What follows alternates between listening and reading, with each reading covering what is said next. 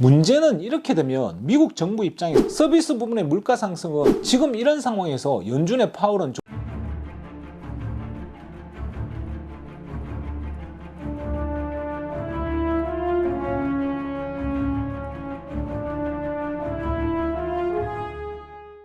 안녕하세요, 제이정입니다.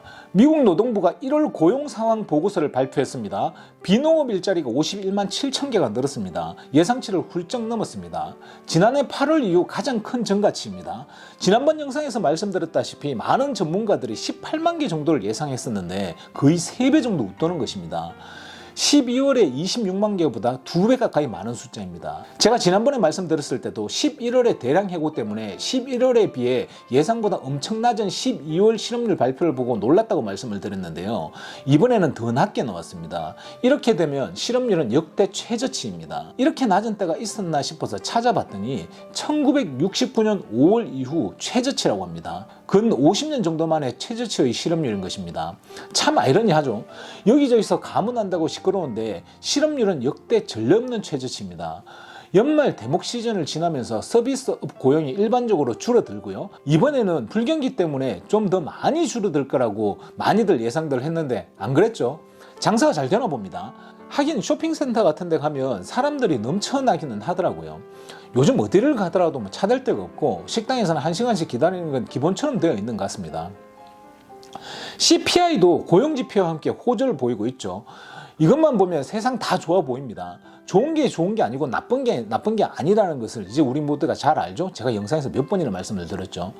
문제는 이렇게 되면 미국 정부 입장에서는 금리 인상 완화를 하기가 좀 힘들어집니다. 지난달 파월 연준 의장은 이자율을 2번 정도 더 올리면 적당할 것이라고 이야기를 했습니다. 모기지 기준으로 5.5에서 6% 정도가 적당하다는 것일 텐데요.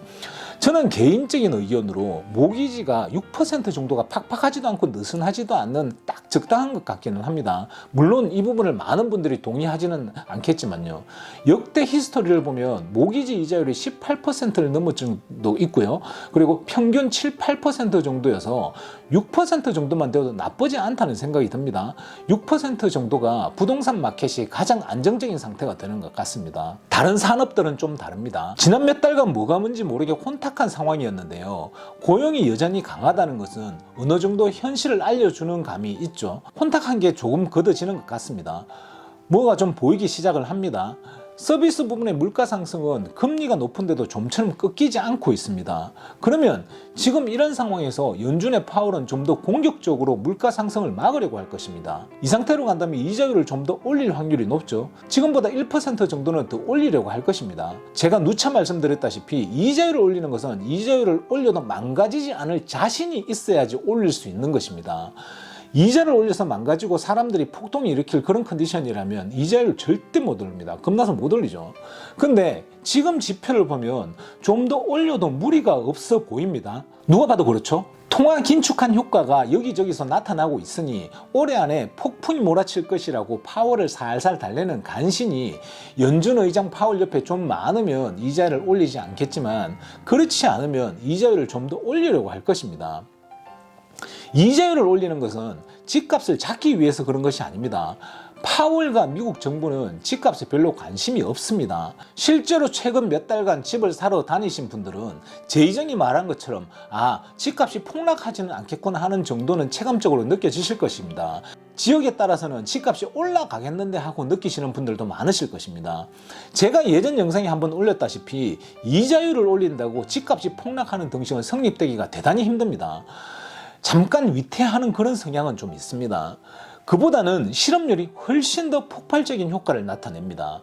누차 말씀드렸다시피 물가 상승을 아래로 내리는 것은 현실적으로 불가능합니다. 제가 보기에는 지금 이 정도 수준만 하더라도 코비드 때 돈 푼 것에 비해 준수하게 물가를 잘 잡고 있다고 생각을 합니다. 지금은 내려가는 마켓이라고 보기도 힘들고 올라가는 마켓은 확실히 아닌 그런 마켓입니다. 원체 외부적인 요인이 많이 걸려있는 상태라서 예측을 한다는 것이 좀 무의미하기는 한 것 같습니다. 셀러들은 팔 이유가 없어져 있고요. 바이어는 조심하는 희한한 마켓이 되어 있는 것은 맞는 것 같습니다. 이상입니다. 도움이 되셨으면 좋겠습니다. 감사합니다. 따봉!